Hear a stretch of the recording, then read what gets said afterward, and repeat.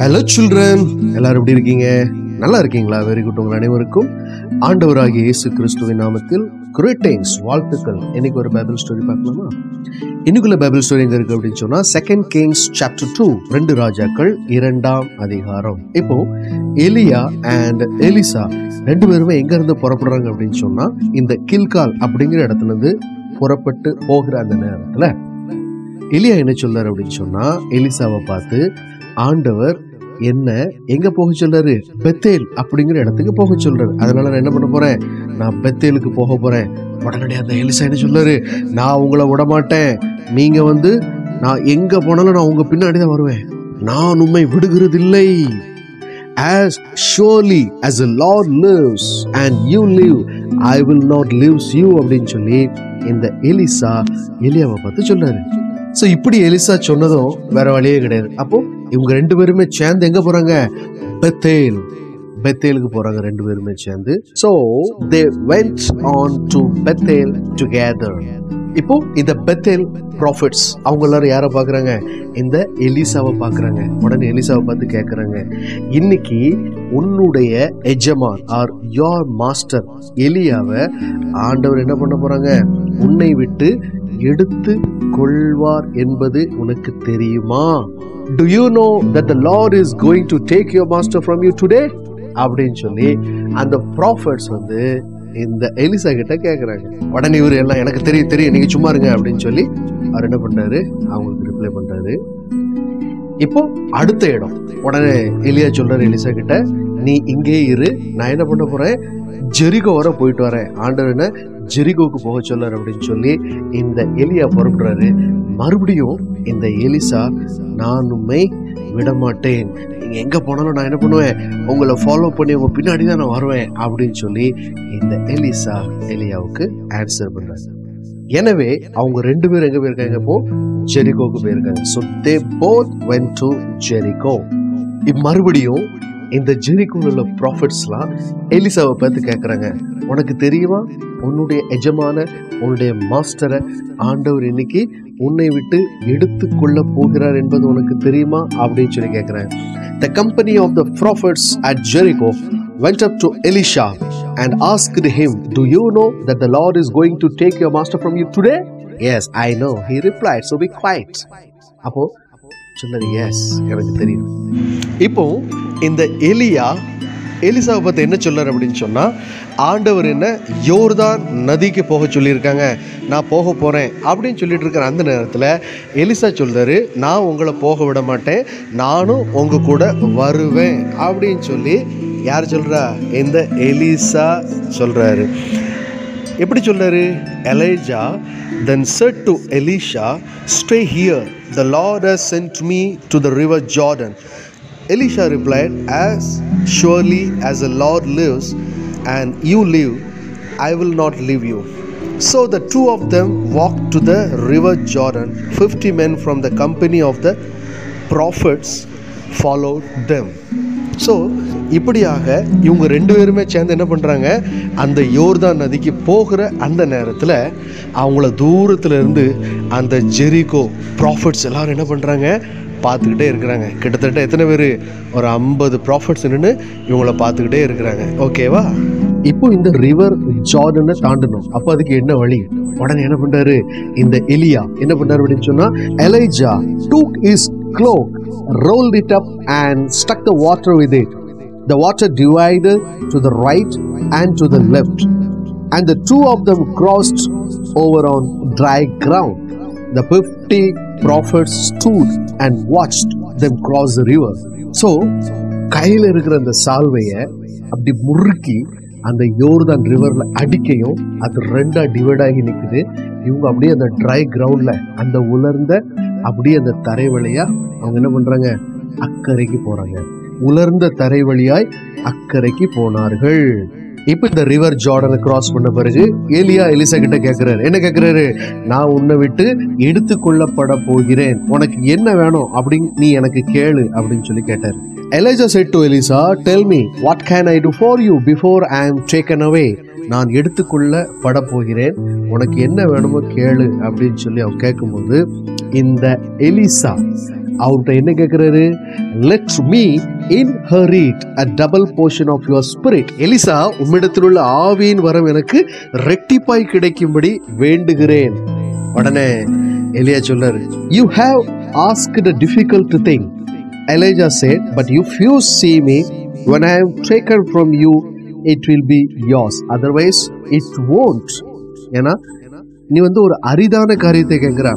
ஒருவேளை நான் எடுத்துக்கொள்ளப்படும் பொழுது நீ என்னை கண்டால் அந்த ஆவியின் வரம் ரெட்டிப்பாய் உனக்கு கிடைக்கும். நீ என்னை காணாவிட்டால் அது கிடைக்காது அப்படின்னு சொல்லிட்டு இந்த எலிசாவுக்கு ரிப்ளை பண்றாரு. சோ இப்படி அவங்க பேசிக்கிட்டு இருக்க அந்த நேரத்துல என்ன நடக்கு அப்படின்னு சொன்னா, as they were walking and talking, suddenly a chariot of fire and horses of fire appeared and separated the two of them, and Elijah went up to heaven in a whirlwind. Elijah's cloak fell to the ground. இப்படி பேசிட்டு இருக்க நேரத்துல திடீர்னு வானத்துல இருந்து அக்கினி ரதம், அக்கினி குதிரைகள் அப்படி அவங்க நடுவ அப்படி 2 பேருக்கும் நடுவா நின்று அவங்க 2 பேரையும் பிரிச்சு இந்த எலியா என்ன பண்றது, அந்த சுழல் காற்றிலே பரலோகத்திற்கு ஏறி போனான். இப்பதான் இத எலிசா பார்த்து, என் தகப்பனே, என் தகப்பனே, இஸ்ரவேலுக்கு ரதமும் குதிரை வீரருமாய் இருந்தவரே என்று புலம்பினான். அவனை அப்புறம் காணாமல் தன் வஸ்திரத்தை பிடித்து 2 துண்டாக கிழித்தான். பின்பு அவன் எலியாவின் மேல் இருந்து கீழே விழுந்த சால்வையை எடுத்து திரும்பி போய் யோர்தானின் கரையிலே நின்று. இப்போ அந்த எலியா மேல இருந்த சால்வை, அந்த க்ளோக் கீழே விழுறத யாரு? இந்த எலிசா எடுத்து தன்னோடு கூட வைத்துக் கொள்கிறார். இப்போ அந்த எலியா மேல இருந்து விழுந்த அந்த சால்வை, அந்த க்ளோக் யார் கையில இருக்கு? இந்த எலிசா கையில இருக்கு. இப்போ முன்னாடி என்ன இருக்கு அப்படின்னு சொன்னா, அந்த ரிவர் ஆஃப் ஜார்டன், அந்த ஜார்டன் ரிவர் ஜார்டன் இருக்குது. உடனே அவர் என்ன பண்றாரு, அந்த க்ளோக், அந்த சால்வை வச்சு அந்த யோர்தான் ரிவர் மேல அவர் அடிக்கிறாரு. என்ன சொல்லி அடிக்காரு? எலியாவின் தேவனாகிய கர்த்தர் எங்கே என்று சொல்லி தண்ணீரை அடித்தான். அடிச்சத தண்ணீர் என்ன ஆகுது, அப்படியே டிவைட் ஆகுது. உடனே அவர் என்ன பண்ணாரு, அப்படியே அந்த ஜார்டன் ரிவரை கிராஸ் பண்ணி அந்த பக்கம் போறாரு. அப்போ அந்த பக்கம் யார் இருக்கா? அந்த ப்ராஃபெட்ஸ் ஆஃப் ஜெரிகோ, எரிகோவின் தீர்க்கதரிசிகள் அந்த பக்கம் நிக்கிறாங்க. அந்த ப்ராஃபெட்ஸ் எல்லாம் எலிசாவை பார்த்ததும் இந்த எலியாக்குள்ள ஸ்பிரிட் எலிசா மேல இருக்குது, எலியாவின் ஆவி இந்த எலிசா மேல இருக்கிறது அப்படிங்கிறத அறிஞ்சு அவங்க என்ன பண்றாங்க, அப்படி பவு டவுன் பண்ணி இந்த எலிசாவை அப்படி அவங்க என்ன பண்றாங்க, ரெஸ்பெக்ட் பண்றாங்க, ஹானர் பண்றாங்க. இப்போ அந்த ப்ராஃபெட்ஸ்லாம் எலிசா கிட்ட இன்சிஸ்ட் பண்றாங்க. என்ன அப்படின்னு சொன்னா, எங்க கிட்ட ஒரு 50 பலவான்கள் இருக்காங்க, அவங்க போயிட்டு எலியாவை தேடிட்டு வருவதற்கு உத்தரவு கொடுங்க. ஒருவேளை ஆண்டவர் அந்த எலியாவை எங்கேயாவது அந்த பர்வதம் ஒன்றின் மேலாகிலும் அல்லது பள்ளத்தாக்குகளில் ஒன்றாகிலும் கொண்டு போய் வைத்திருப்பார். என்ன சொல்றாங்க, the prophets insisted on looking for Elijah in case the spirit of the Lord had set him down on the ground again.